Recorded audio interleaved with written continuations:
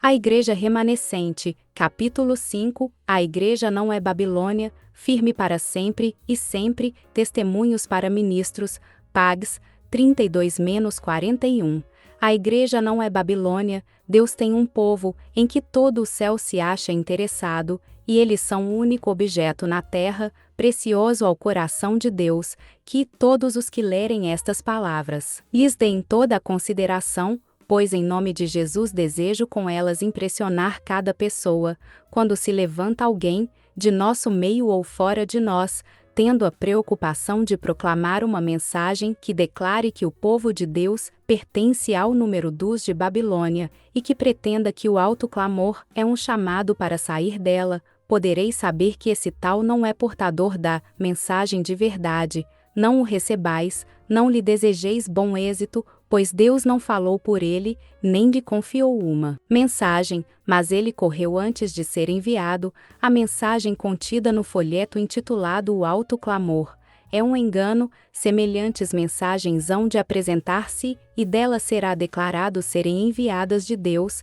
mas tal declaração será falsa, pois não estão cheias de luz, mas de trevas. Surgirão mensagens de acusação contra o povo de Deus, imitando a obra feita por Satanás em acusar o povo de Deus, e estas mensagens serão proclamadas na mesma ocasião em que Deus diz a seu povo: levanta-te, resplandece, porque já vem a tua luz, e a glória do Senhor vai nascendo sobre ti, porque eis que as trevas cobriram a terra, e a escuridão os povos, mas sobre ti o Senhor virá surgindo, e a sua glória se verá sobre ti. Isa, 60, 1 e 2, uma obra de engano, ver-se-á que estes que proclamam mensagens falsas, não terão um alto senso de honra e integridade, enganarão o povo, e porão de mistura com o erro os testemunhos da irmã White, servindo-se de seu nome para dar influência à sua obra. Escolhem dos testemunhos certos trechos que acham que podem ser torcidos, de modo a apoiar sua atitude, e põe-nos numa moldura de falsidade, para que o seu erro tenha peso e seja aceito pelo povo. Dão falsa interpretação e aplicam mal o que Deus deu à Igreja para advertir, aconselhar, reprovar, confortar e animar os que constituirão o povo remanescente de Deus. Os que acolhem os testemunhos como a mensagem de Deus são por eles abençoados e auxiliados, mas os que os fragmentam, simplesmente para apoiar alguma teoria ou ideia pessoal, para defender um procedimento errado, não serão abençoados e beneficiados por aquilo que ensinam. Pretender que a Igreja Adventista do sétimo dia seja Babilônia é fazer a mesma declaração que faz Satanás, que é um acusador dos irmãos, acusando-os dia e noite perante Deus, por esse mau emprego dos testemunhos. Pessoas são levadas à perplexidade, porque não podem compreender a relação dos testemunhos para com a atitude assumida pelos que se acham no erro, pois Deus deseja que os testemunhos estejam sempre emoldurados na verdade. Os que advogam o erro dirão: o Senhor diz, quando o Senhor não falou. Testificam em favor da falsidade, e não da verdade. Se os que têm proclamado a mensagem de ser a Igreja Babilônia tivessem empregado o dinheiro gasto na publicação e circulação desse erro, em edificar, em vez de demolir, teriam tornado evidente serem eles o povo que Deus está guiando. Há uma grande obra a ser feita no mundo, uma grande obra a ser feita nos campos estrangeiros.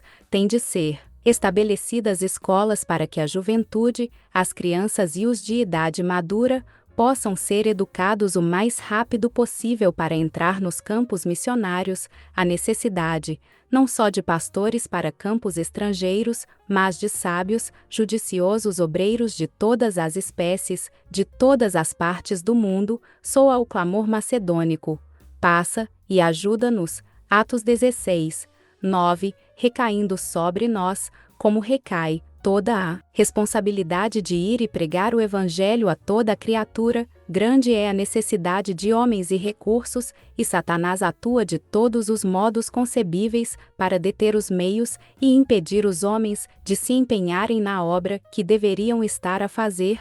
O dinheiro que deveria ser empregado em fazer a boa obra de construir casas de adoração e estabelecer escolas com o fim de educar obreiros para o campo missionário, preparar rapazes e moças, habilitando-os a sair e trabalhar pacientemente, inteligentemente e com toda a perseverança, a fim de que sejam agentes, por meio dos quais possa ser preparado um povo que subsista no grande dia de Deus. Esse dinheiro é desviado de seu curso de utilidade e benção, para um curso de dano e maldição.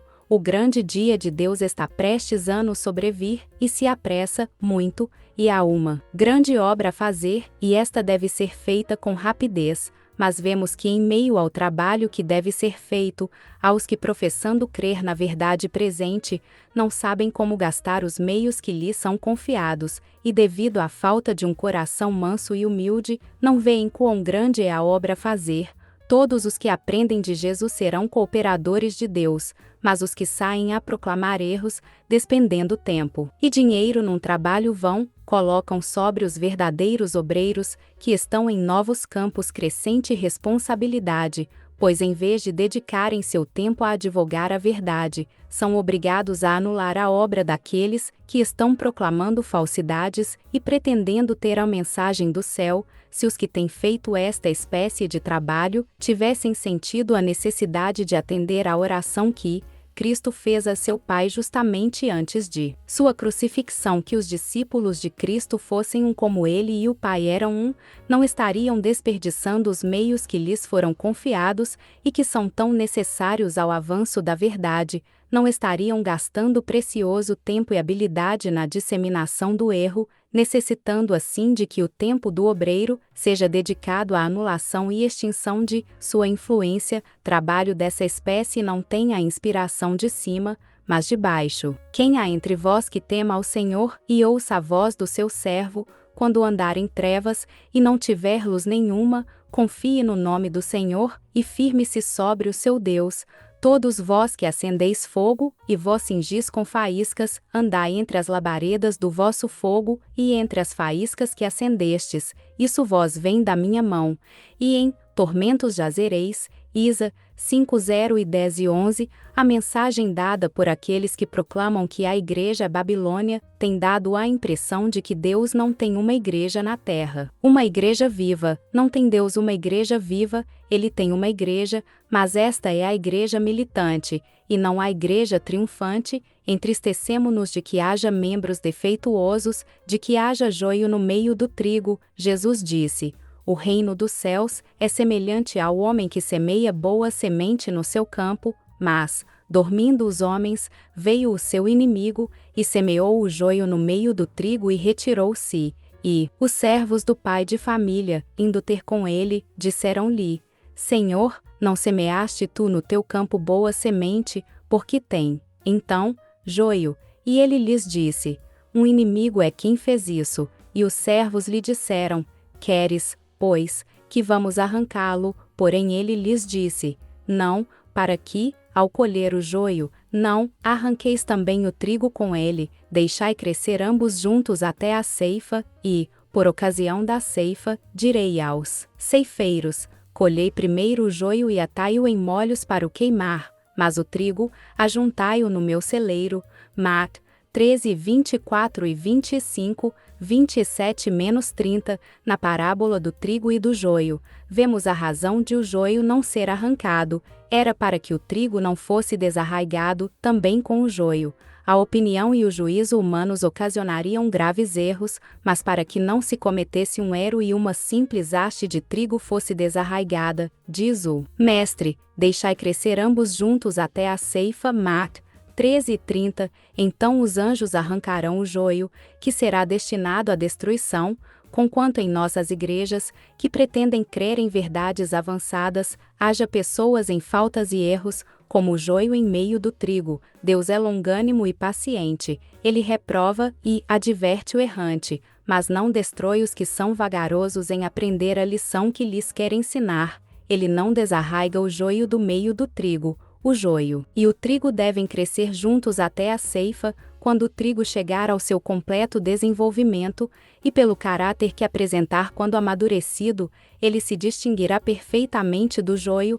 A igreja de Cristo na terra será imperfeita, mas Deus não destrói sua igreja por causa de sua imperfeição.